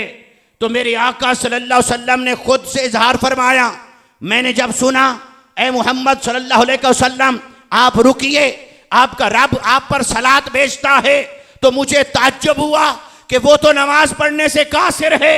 तो ये ताज्जुब का इजहार करके मुस्तफ़ा ने बताया कि मेरे ऊपर जो कैफियत तारी हुई थी वो कैफियत मेरी रूह की नहीं, वो कैफियत मेरी बशरियत की है तो समझ लेना मेरा मेराज रूहानी महज न था, ये मेराज जिस्मानी था। ताज्जुब बशरियत को हुई तो मेराज बशरियत के साथ था, जिस्मानी मेराज था और वहां ताज्जुब हुआ। और एक ये माना है तो फिर हुजूर कहते हैं फिर मुझे ख्याल आया, नहीं, इसका माना है मेरा रब मुझ पर दुरूद भेज रहा है। और दुरूद भेज रहा है के अंदर फिर क्या है? फिर शेखुल इस्लाम मद्दज़िलुल आली ने इसका तर्जमा किया इस मुकाम पर। उन्होंने कहा इस दुरूद को अगर सलाम के माना में ले लें, दुरूद और सलाम, सलाम पढ़ते हैं, सलाम होता है, दुरूद होता है, तो वो कहते हैं दुरूद के माना सलाम के माना में लें तो फिर क्या है? ए हबीब, जितना तूने सफ़र कर लिया अब तेरा रब तेरी इस इस्तेतात को सलाम पेश करता है। जहां तक तू पहुंचा यहां तक कोई ना पहुंचा। जो तेरी आंख ने ताकत है वो किसी की आंख में ना थी। ए हबीब, मैंने मूसा को भी कुछ झलक करवाई थी, मगर खर्रा मूसा साइका, वो बेहोश होकर जमीन पर तशरीफ फरमा हुए थे। इस पहाड़ पर भी तजल्ली डाली थी, वो जलकर राख हो गया था। गोया अल्लाह ने फरमाया किफ या मोहम्मद इन्ना रब्बका युसल्ली, हबीब जरा ठहर जा, तेरा रब तुझ पर वारी वारी जाए, तेरी अजमतों को सलाम करे कि मैंने मूसा को भी बनाया पर उसकी ताबो ताकत कहां, तेरी ताबो ताकत कहां। मैंने जिब्राइल को नूर बनाया पर उसकी ताबो ताकत कहां, तेरी ताबो ताकत कहां। हबीब, मलक हो, अंबिया हूं, सब नीचे खड़े हैं। जहां तक तू पहुंचा है यहां तक तो कोई पहुंच नहीं पाया। तेरा रब तुझे सलाम करता है। ये आवाज ताज्जुब भी हुआ, मानूसियत हुई। सिद्दीक़ अकबर की आवाज के अंदर मानूसियत हुई। तो फिर उसके बाद युसल्ली का एक और माना है। वो माना क्या है? युसल्ली सलात का माना है करीब होना, मिलाप, कुर्ब, ये भी सलात का माना है। और नमाज को सलात इसलिए कहते हैं कि ये रब से मिलाती है, रब का कुर्ब दिलाती है। नमाज के अंदर रब का कुर्ब है। और दुरूद को सलात इसलिए कहते हैं, उसमें मुस्तफ़ा का कुर्ब है। जिसे रब का मुशाहदा चाहिए वो सलात का सफर करे नमाज की सूरत में। जिसे मुस्तफा का कुर्ब चाहिए वो सलात का सफर करे दुरूद की सूरत में। जिसे मुशाहदा हक चाहिए वो सलात पढ़े सजदे की सूरत में। जिसे मुशाहदा मुस्तफा चाहिए वो सलात पढ़े दुरूद की सूरत में।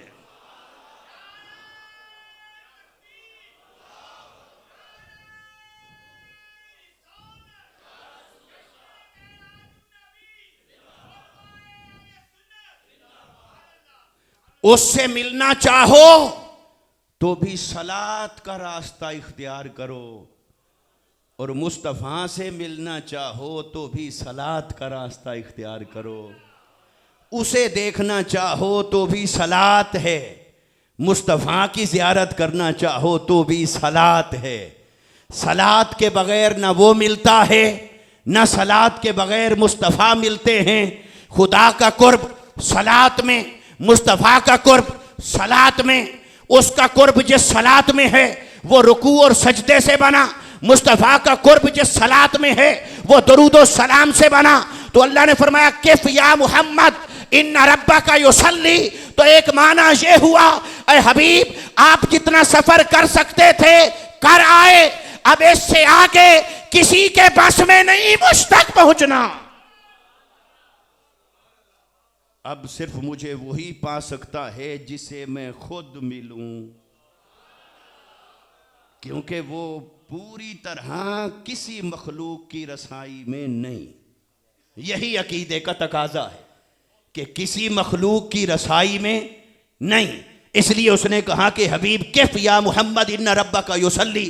आपने मखलूक होने के नाते जितने मराहिल तय किए ये भी कोई ना कर सका। जितनी मनाजिल आपने तय की ये भी कोई ना कर सका। जितना कुर्ब का सफर आपने किया ये भी कोई ना कर सका। जितना आपके बस में था आपने कर लिया, पर मखलूक होने के नाते हबीब अब तेरी भी एक हद आ गई, क्योंकि जहां मैं हूं जैसा मैं हूँ कामिलन, न मेरा इदराक है, न इहाता है, न किसी की रसाई है, न मुझे कोई पा सकता है अपनी इस्तेताद से। मुझे वही पा सकता है जिसे मैं खुद मिलना चाहूँ। खुद मिलूँ तो मुझे पा सकता है, खुद ना मिलूँ बेशक जितनी मेहनत करे, रियासत करे, मुजाहदा करे, थक जाएगा पर मुझे नहीं पा सकेगा। मुझे वही पाता है जिस पर मेरा करम हो, मेरा इनाम हो। मैं मिलना चाहूं फिर मिलता हूं। तो किफ ऐ हबीब, आपने जितना सफर करना था बतकाज़ाए मखलूक आपने कर लिया। अब आप रुक जाइए। अब तेरा रब तुझे मजीद कुर्ब अता करने के लिए अगला सफर तेरा रब खुद करता है। तेरा रब तेरे करीब होता है, तेरा रब तेरे करीब होता है। और बाज़ उलमा ने तो कहा कि ये दना हो या फतदल्ला हो, दूसरी तफसीर के मुताबिक।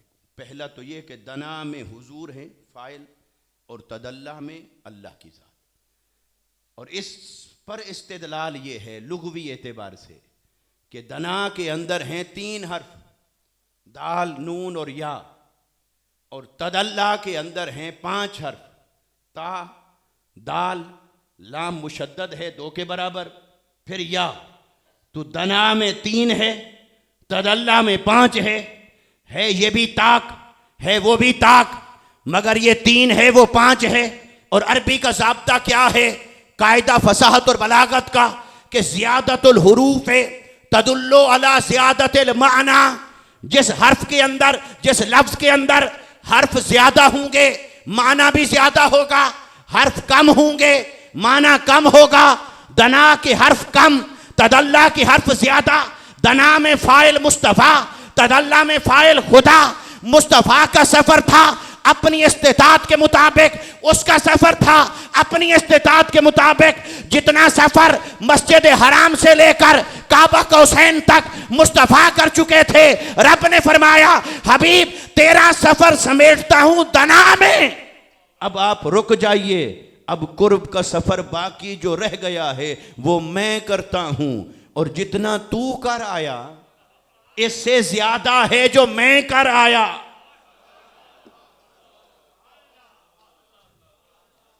आजकल लोगों की तौहीद हो गई है बड़ी कमज़ोर।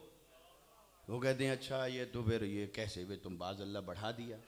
भाई उसकी शान पढ़िए तो सही, वो तो गुनाहगारों को कहता है तुम 1 हाथ मेरी तरफ बढ़ो मैं 10 हाथ बढ़ के आऊँगा, तुम 1 गज़ बढ़ो मैं 10 गज़। तो वो तो गुनाहगार को कह रहा है कि नहीं? वो तो गुनाहगार को कहता है शिबरन। वो कहता है कि 1 गज़ और 1 हाथ तुम मेरी तरफ आओ, मैं 10 हाथ तुम्हारी तरफ आऊँगा। तुम मेरी तरफ रुजू करो, मैं तुम्हारी तरफ रुजू करूँगा। तुम मेरी तरफ चल के आओ, मैं तुम्हारी तरफ दौड़ के आऊँगा। तो तेरी तरफ वो दौड़ के आए तो दौड़ने में सफ़र ज़्यादा तय होगा या चलने में? उसने कहा तुम मेरी तरफ चल के आओ, मैं तुम्हारी तरफ दौड़ के आता हूँ। तो जब वो दौड़ा उस वक्त तो तौहीद को कोई फतवा याद नहीं आया, उस वक्त तो किसी की तौहीद खतरे में नहीं पड़ी। अरे तुम चल कर उसकी तरफ जाओ। वो कहता है मैं अपनी शान के लायक फिर चल कर नहीं, चूँकि चलने में सफ़र हुआ तुम्हारा, वो मखलूक होने के नाते होगा थोड़ा। अगर मैं भी उतना ही तुम्हें कुर्ब अता करूं तो फिर तो बराबर हो गया। ये मेरी शान करीमी के खिलाफ है। तुम मेरी तरफ 1 कदम बढ़ाओगे, मैं 10 कदम बढ़ाता हूं। तुम चल के आओगे, मैं दौड़ के आता हूं। तो आम इंसान के लिए, खताकार के लिए, गुनहगार के लिए, जिसे वो तौबा देना चाहे, उसके साथ तो करम का मामला ये हो, तो मुस्तफ़ा के साथ कैसा होगा? उसने कहा ए हबीब तेरा सफ़र मेराज था दना, तू जितना चल के आया मस्जिद हराम से अक्सा तक ये है दना, मस्जिद अक्सा से सिदरतुल मुंतहा तक ये है दना, मकान से ला मकान तक तेरा सफ़र है दना। अब आपने जितना सफ़र किया इसके 3 हर्फ हैं, इसमें माना उसके मुताबिक है फतदल्ला। अब आप ठहरिए, अब तेरा रब उससे ज़्यादा सफ़र करके तेरे करीब होता है। तो फतदल्ला का फ़ाइल है खुदा, दना का फाइल है मुस्तफ़ा। और बाज़ मुफस्सिरीन ने तो कहा नहीं, सब का फाइल ही खुदा है। उन्होंने कहा दना भी खुदा है। कैसे? उन्होंने कहा दना है दुनुवन। दुनुवन के अंदर माना पाया जाता है नीचे उतर के करीब होना। देखे ना, करीब होना। अब इसके कोई करीब होना चाहे, कोई जिस्म कोई दूसरी शय के करीब होना चाहे तो क्या है? इधर से आके करीब हो, ये दाएं से आकर करीब होना कहलाएगा, ये बाएं से आकर करीब होना कहलाएगा, ये शुमाल और जनूब से करीब होना कहलाएगा, ये तहत और फौक से करीब होना कहलाएगा। मगर करीब होने के अंदर जब आप कोई जिहत भी मालूम करना चाहें, एक है कुर्ब, एक है उस कुर्ब की जिहत मालूम करना चाहें तो क्या करें? अल्लाह ने लफ्ज इस्तेमाल फरमाया दना। दना है दुनुवन। दुनुवन के अंदर माना है नीचे उतर के करीब होना। इसी से लफ्ज है दुनिया। ये इसको दुनिया क्यों कहते हैं? ये नीचे की शय है क्योंकि आसमान इससे बुलंद है। और जो 7 आसमान हैं उन 7 आसमानों में से सबसे नीचे वाले आसमान को कहते हैं आसमान दुनिया, क्योंकि वो नीचे वाला आसमान है। इसी से लफ्ज़ है अदना। अदना का माना है नीचे वाला, जो कम तर हो, जो नीचे हो, उसे अदना कहते हैं। तो अदना के अंदर भी माना नीचे का, दुनिया के अंदर भी माना नीचे का, दुनुवन के अंदर भी माना नीचे का। तो कुरान ने कहा सुम्मा दना, मेरा मुस्तफ़ा आ रहा था, वो मस्जिद हराम से चला, अक्सा पहुंचा, वो अक्सा से चला, सिदरतुल मुंतहा पहुंचा, वो सिदरतुल मुंतहा से चला, वो ला मकाम में पहुंचा। मगर जब मुस्तफ़ा की हद आ गई, मखलूक होने के नाते, बतकासा बशरियत मखलूक होने के नाते जब मुस्तफ़ा की हद आ गई, अल्लाह ने फरमाया हबीब कुर्बान जाऊं, वारी वारी जाऊं, जहां तक तू आया यहां तक भी कोई ना आया, ना कोई आ सकेगा। मगर ए हबीब, अगर मैं पूरी तरह किसी की रसाई में हूं, पहुंच में हूं, ये मेरी शान के खिलाफ है। तू जितना आ सकता था आ लिया। अब आम बंदे के साथ मेरा करम का मामला ये है, वो 1 कदम आए मैं 10 कदम आता हूँ, वो 1 हाथ आए मैं 10 हाथ आता हूँ, वो 1 गज आए मैं 10 गज आता हूँ, वो चल कर आए मैं दौड़ कर आता हूँ। तो आम गुनाहगार खताकार के साथ तो मैं इतना उसके फेल से बढ़कर उसको जजा दूँ, इतना उसको सिला अता करूँ। और आपका सफ़र माशअल्लाह, आप तो इस्मत के पैकर, इस्मत के पैकर, फिर मेरे महबूब हैं। फिर आपका सफ़र, ये सफ़र किसी तौबा का नहीं, ये सफ़र मोहब्बत का था, ये सफ़र शौक़ का था, ये सफ़र इश्क का था, ये सफ़र मारिफत का था, ये सफ़र कुर्ब का था, जिसकी मंजिल उससे कहीं ज्यादा है। हबीब इस सफर में तू चल के आए, कहां अक्सा, कहां हराम, कहां सिदरा, कहां लामका। कमाल है हबीब, तू इतना चल के आया। अब मैं तो इससे कई गुना और बढ़कर तेरे करीब हूँगा, मैं इससे बढ़कर कई गुना और तेरे करीब हूँगा। इसलिए हबीब तूने जितना सफ़र करना था कर लिया। सुम्मा दना, अब तेरा रब नीचे उतर कर तेरे करीब होता है। अब तेरा रब नीचे उतर कर तेरे करीब हो रहा है। तेरा रब नीचे उतर कर तेरे करीब हो रहा है, नीचे उतर कर तेरे करीब हो रहा है। तुम्हें तौहीद के खतरे पड़ गए, रब नीचे उतरे। उसका मुस्तफ़ा के लिए नीचे उतरना तेरे से हजम नहीं हो रहा, तो वो कहता है नहनु अक़रबु इलैहि मिन हब्लिल वरीद, मैं इतना नीचे उतरा तेरी शहरक के अंदर रहता हूँ, वहाँ तो तुझे कोई मसला नहीं हुआ। और अभी शब बारात आने वाली है, शब कद्र आने वाली है, किसी की मस्जिद में चले जाना, वो रिवायत बयान कर रहा होगा आज की शब अल्लाह आसमान दुनिया पर नीचे उतर आया है। फिर कहेगा अपनी शान के लायक, फिर कहेगा अपनी शान के लायक, भाई बेशक अपनी शान के लायक आया, मगर बयान हुआ वो नीचे उतरा, वो नीचे उतरा। बेशक उसके लिए ना नीचे है न ऊपर है, न तहत है, न फौक है, न शुमाल है, न जुनूब है, मगर जो माना सही वही माना ले लो। जिस माना के मुताबिक उसने बयान किया वही माना सही। अरे अगर वो गुनहगार के लिए, फासिक और फाजिर के लिए, खताकार के लिए इतना नीचे उतरे कि पहले आसमान पे आ जाए तो तुझे कोई फर्क नहीं पड़ता, तो मुस्तफा के लिए इतना नीचे नहीं उतरा। पहले आसमान तक नहीं आया, सातवें तक भी नहीं उतरा, सिदरा तक भी नहीं उतरा, ला मकाम में ही है। जितना भी नीचे उतरा ला मकाम में ही है, क्योंकि ये मकान से आगे के सफर की बात है, तो ला मकाम में ही है। जितना भी नीचे उतरा तो वहां हुजूर के लिए नीचे उतरे तो तेरे फतवे में इर्तियाश आ जाता है, जलजला आ जाता है, तौहीद डगमगाने लग जाती है। गुनहगार के लिए नीचे उतरे, चुप है। तेरे लिए नीचे उतरे, चुप है। मुस्तफ़ा के लिए नीचे उतरे, ला हौल वला कुव्वत। फिर फतवा है, दो रंगी छोड़ दे, यक रंग हो जा, सरासर मोम या फिर संग हो जा। जो माना करना है हर जगह वही कर, ये नहीं कि अपनी पसंद का माना इधर, अपनी पसंद का माना उधर। पैमाना तो एक रखना पड़ेगा। तेरे और मेरे लिए, गुनहगार के लिए नीचे उतरे तो शान के लायक बनता है।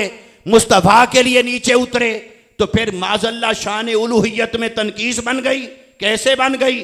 तो अल्लाह ने फरमाया सुम्मा तना, हबीब आपने जितना सफर करना था कर लिया, अब तेरा रब नीचे उतर कर तेरे करीब होता है। फतदल्ला, फिर एक बार करीब नहीं हुआ, उसने कहा अब जितना मैं पहले फेज में नीचे उतर कर तेरे करीब हुआ, फतदल्ला के 5 हुरूफ में बता दिया, हबीब दूसरे मरहले में उससे भी ज्यादा तेरे करीब हुआ। और इतना तेरे करीब हो गया कि फ़कान काबा कौसैन, 2 कमानों का फासला रह गया, 2 कमानों का फासला रह गया। अब 2 कमानों का फासला क्यों बयान किया? इसमें इस्तियारा है, इसमें तमसील है, इसमें समझाया गया। कमाने, इन अबरों को भी कमान कहते हैं, और कमान, तीर कमान, वो भी कमान होता है। अब इसकी तफसील में जाऊं फिर लंबी बात है, इसलिए समेटूंगा उसे इख्तिसार के साथ इशारा करते हुए। अल्लाह ने फरमाया मैं दना में हबीब तेरे करीब हुआ अपनी शान के लायक, फिर फतदल्ला में उससे और करीब हुआ अपनी शान के लायक, फ़कान काबा कौसैन। और इतना जब अपनी ताकत से तेरे करीब हुआ, फिर कोई शय दरमियान में हायल नहीं हो सकती थी। फिर रह गया 2 कमानों का फासला। बस इतना बयान किया, ये जहां बाल नहीं उगते ये है काबा, और ये है कौसैन, ये है कौसैन, और जो दरमियान में जगह है ये है काब। 2 कमानों के दरमियान का फासला। अल्लाह ने फरमाया फिर मैं जब अपनी ताकत से करीब हुआ तो हबीब फिर तो मैंने फासला रखा ही नहीं, फिर फासला रखा ही नहीं, फिर इतना करीब हुआ कि 2 कमानों का फासला रह गया। और फिर क्या इस पर अल्लाह ने बात ख़त्म कर दी? क्या इस पर पहुंचकर अल्लाह ने सफ़र मुकम्मल कर दिया? क्या इसके ऊपर बात अल्लाह ने पूरी कर दी? अगर यहीं तक बयान ख़त्म हो जाता, अगरचे सुम्मा तना में भी कुर्ब अपनी इंतहा को पहुंचा था, फतदल्ला में भी कुर्ब अपनी इंतहा को पहुंचा था, फ़कान काबा कौसैन, ये फासला तो कुछ था ही नहीं। अगर इस पर बयान खत्म हो जाता तब भी मेराज हो चुका था, मगर अल्लाह ने यहां बात खत्म नहीं की। फरमाया ओ अदना, या इससे भी ज्यादा नीचे उतर कर करीब तर, अदना दुनुवन, नीचे उतर कर इससे भी करीब तर, ये इसमें तफजील का सीगा इस्तेमाल फरमाया। तो फिर सवाल पैदा होता है फासले को बयान क्यों किया? जब कहा इससे भी नज़दीक तर, तो उसकी लिमिट तो आई नहीं, लिमिट तो आई नहीं। तो जब आई नहीं तो काबा कौसैन क्यों कहा? उसकी एक मिसाल ये है कि इंसान की मजबूरी ये है कि वो फासला रहे तो समझ पाता है, ना रहे तो उसे समझ नहीं आती। इंसान अमर इजाफी को समझने का आदी है। मसलन ये मेरे सामने अब फासला मिट गया, फासला मिट जाए तो इंसान को समझ उसे कब समझ आती है? जब कुछ फासला रहे। बस अल्लाह ने काबा इतना फासला रख कर समझा दिया कि मेरे और मुस्तफ़ा के दरमियान जो कुर्ब है, अपने पैमाने लाकर उस फासले को बयान न करते रहना। कल कला ये ना कहने लग जाना रब मुस्तफ़ा के करीब हुआ, मुस्तफ़ा रब के करीब हुए, लेकिन हज़ारों किलोमीटर का फासला था। रब ने फरमाया काबा से समझा रहा हूँ, जो ताबीर करो काबा के मुताबिक करना, जो पैमाना बयान करो इसको मद्देनज़र रखना। इतना फासला रह गया था, इससे ज़्यादा के पैमाने न बनाना। अगर अल्लाह फरमाता कि थोड़ा फासला था, आज कोई उस थोड़े फासले की एक्सप्लेनेशन करता, उसकी ताबीर और तौज़ीह करता। कोई कहता ज़मीन और आसमान जितना फासला, कोई कहता हज़ारों किलोमीटर का फासला, कोई कहता इतना, कोई कहता इतना। अल्लाह ने फरमाया सुनो, इतना उतना ये सब है फितना। काबा फासला रह गया था ये, और फरमाया ये भी सिर्फ बयान किया है ताकि तुम्हारे पैमाने का किबला दुरुस्त हो जाए, तुम्हारी जो कसवट्टी है उसका किबला दुरुस्त हो जाए। वरना अगर ये फासला भी रखना होता फिर ये सारा मुआमला क्यों किया, फिर क्यों बुलाया? आज बुलाया इसलिए नहीं था कि फासला रखूं, बुलाया ही इसलिए था कि फासला न रहे, बुलाया ही इसलिए था कि फासला न रहे। इसलिए काबा कौसैन को तमसीलन बयान करने के बाद फिर उसने फरमाया आओ अदना, ये फासला भी बाकी न रहा। रब ताला इससे भी ज्यादा नीचे उतर कर मुस्तफा के करीब हो गया था। तो ये कितना कुर्ब था।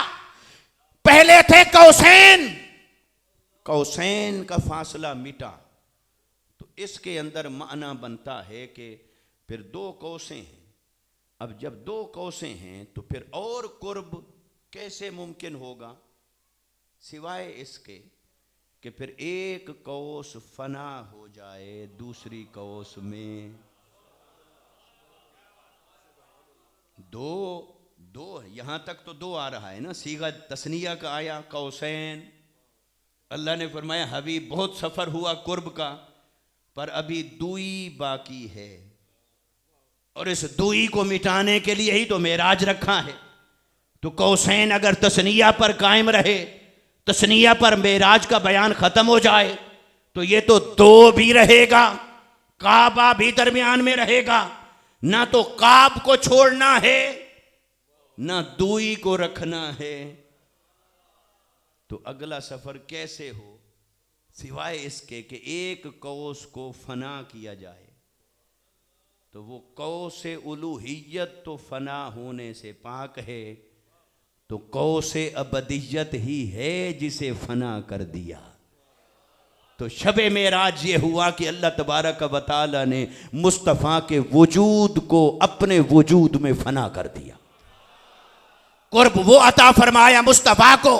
सुम्मा दना के अंदर भी मुस्तफ़ा को कुर्ब मिला फनाइयत के दर्जे पर, फतदल्ला के अंदर भी कुर्ब मिला फनाइयत के दर्जे पर, काबा कौसैन में कुर्ब मिला फनाइयत के दर्जे पर, और अदना में कुर्ब मिला फनाइयत के दर्जे पर। तो ये चार फना क्या थे?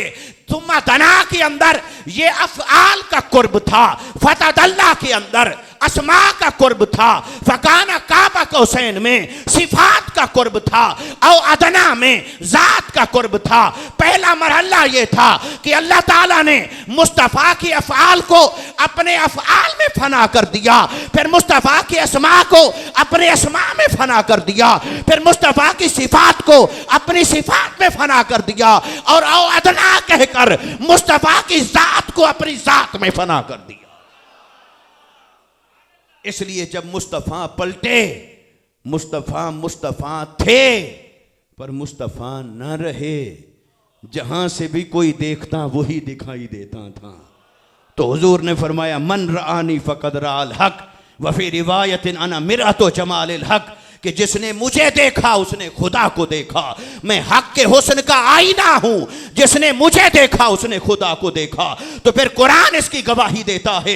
जब कुरान ने कहा वमा रमईता इस रमईता वलाकिन अल्लाह रमा, तो मुस्तफ़ा के फेल को अल्लाह ने अपने फेल में फना कर दिया। हबीब वो जो तूने मारा वो तूने नहीं मारा, हालांकि तूने मारा वो तो रब ने मारा। अब कैसे बयान कर रहा है? फरमाया वमा रमईता, तूने नहीं मारा, इस रमईता, जब तूने ही मारा, वलाकिन अल्लाह रमा, तेरे रब ने मारा। तो कहता है तूने नहीं मारा, फिर कहता है तूने मारा। तो मारना जो फेल मुस्तफ़ा का है, वो कहता है हबीब बस यहां डिफ्रेंशिएट कर लूं ताकि खालिक और मखलूक का फर्क कायम रहे। हबीब मारा तूने, फेल तेरा, ये कहकर तौहीद समझा दी। फिर कहा लेकिन हबीब तूने नहीं मारा, वो तो अल्लाह ने मारा। और फिर बैअत रिदवान में कहता है यदुल्लाह फौका ऐदीहिम, हबीब दरख्त के नीचे बैठकर जब वो बैअत कर रहे थे तो नीचे वाला हाथ होता था सिहाबी का, ऊपर वाला हाथ था मुस्तफ़ा का। तो अल्लाह ने फरमाया हबीब दरख्त के नीचे जब वो बैअत कर रहे थे तेरी नहीं, वो बैअत कर रहे थे मेरी। तो बारी ताला ऊपर वाला हाथ तो मुस्तफ़ा का था, उसने कहा मुस्तफ़ा का था पर मुस्तफ़ा का नहीं था, वो तो हाथ खुदा का था। बारी ताला तेरे हाथ कब से होना शुरू हो गए? उसने कहा माना जो करना है कर लो, पर मेरी मोहब्बत यही कहती है मुस्तफ़ा मुझ में फना हो गए हैं। मुस्तफ़ा का फेल खुदा के फेल में फना हो गया, मुस्तफ़ा की सिफत खुदा की सिफत में फना हो गई, मुस्तफ़ा की अस्मा इलाहिया में फना हो गए। अस्मा की दलील क्या है? उसने अपने आप को कहा रऊफ़ और रहीम। बोलिए कहा कि नहीं? कहा कि नहीं? वो रऊफ़ और रहीम है कि नहीं? मगर उसने खुद मुस्तफ़ा को कहा मेरा हबीब रऊफ़ भी है रहीम भी है। बारी ताला ये तो तेरे नाम हैं। उसने कहा हाँ मेरे नाम हैं, मुस्तफ़ा के नाम हैं, पर जो मुस्तफ़ा के नाम हैं जब मैंने उनको फना कर दिया अपने नामों में, तो फिर इसलिए फ़र्क रखो भी और रखना भी नहीं।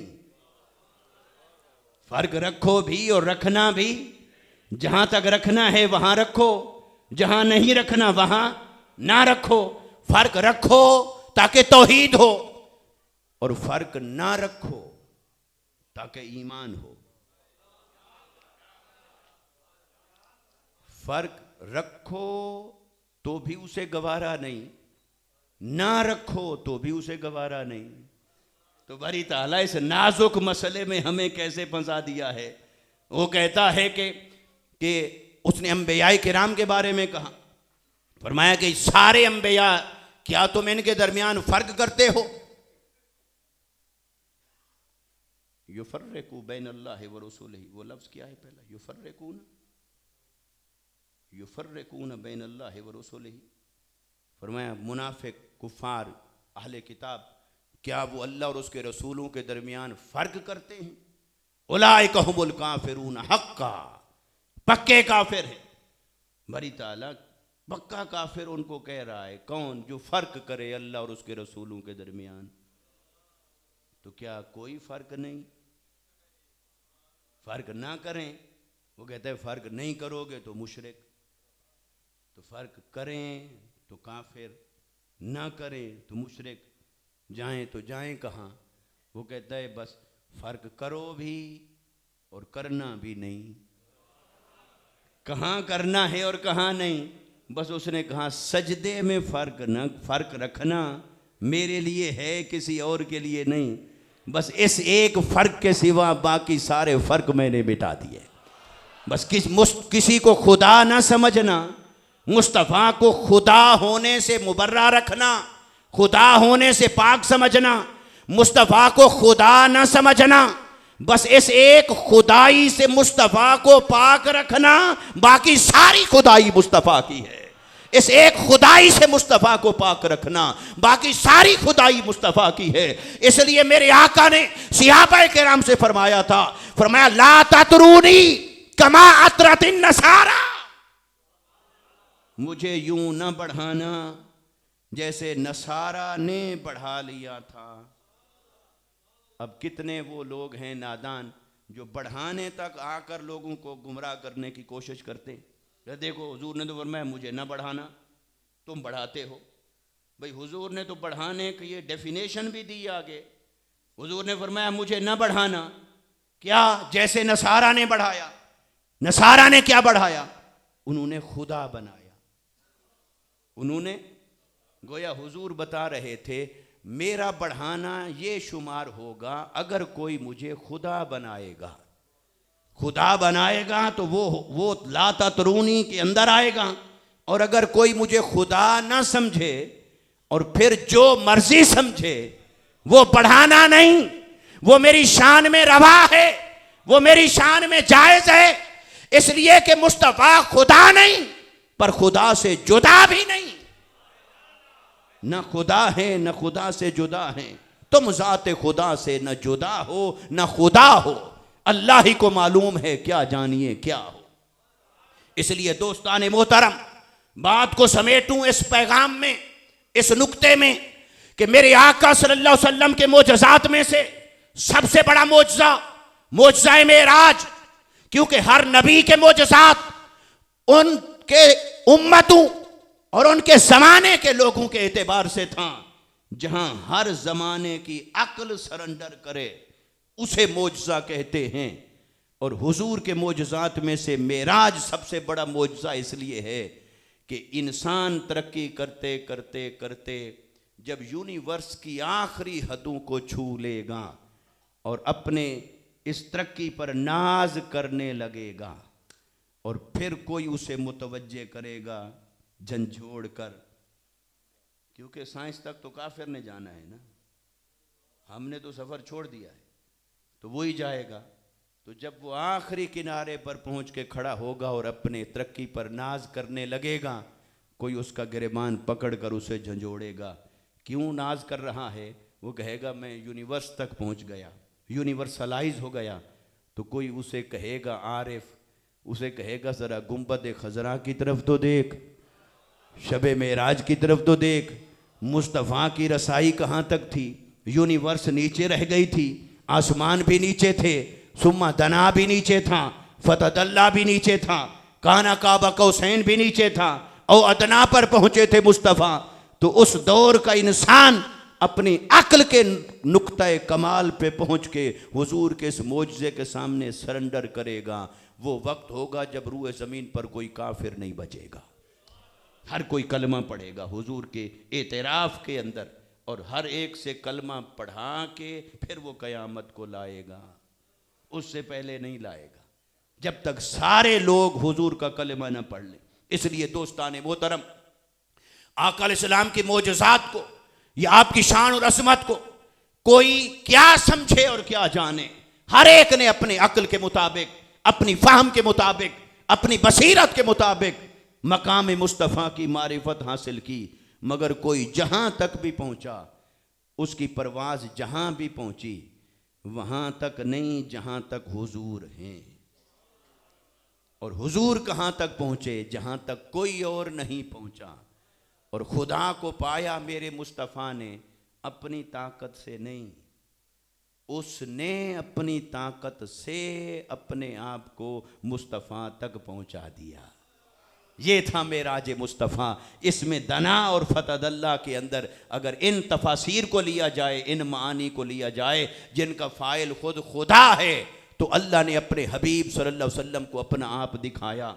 इसलिए दोस्तों, इसमें सहाबा किराम के माबैन भी मुख्तलिफ आरा थी। हज़रत अब्दुल्ला बिन अब्बास और सहाबा किराम का एक कबील और एक गिरोह ये कहता था कि शबे मेराज मुस्तफ़ा ने रब को देखा, और उम्मुल मोमिनीन हज़रत आयशा सिद्दीक़ा और एक गिरोह की ये राय भी थी कि रब को नहीं देखा। क्यों फ़र्क था? अगर कोई कहे ये फ़र्क मेराज में था तो लिहाजा मेराज की सदाकत इधर उधर हो गई, तो भी ये फ़र्क सहाबा के माबैन तो नमाज में भी था, रोज़े में भी था, हज में भी था। उम्मत में इख्तिलाफ कहाँ से आया? सहाबा से ही तो आया है। किसी ने उस सहाबी से रिवायत ली, किसी ने उससे, किसी ने उससे। तो सहाबा के माबैन जो आरा का इख्तिलाफ था वही आगे 4 फ़िक़हों के अंदर मुंतज हुआ है, वही इख्तिलाफ आगे आया है। इसलिए ये इख्तिलाफ सहाबा में भी था। वजह क्या थी?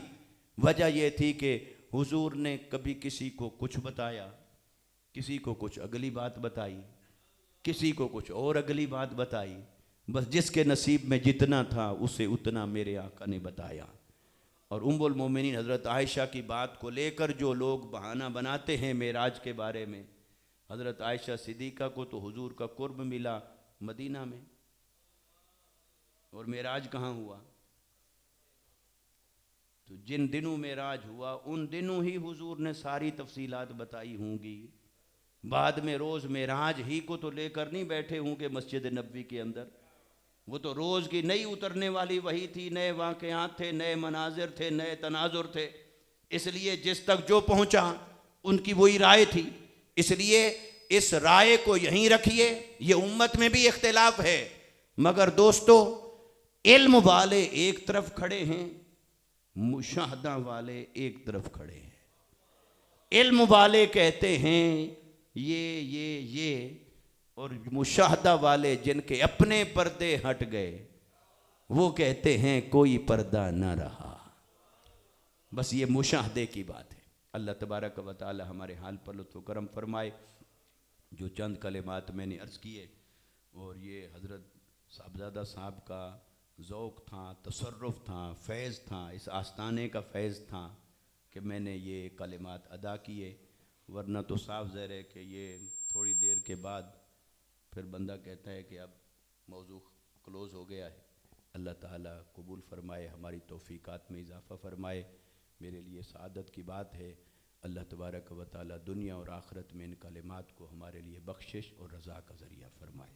व मा अलैना इल्लल बलागुल मुबीन।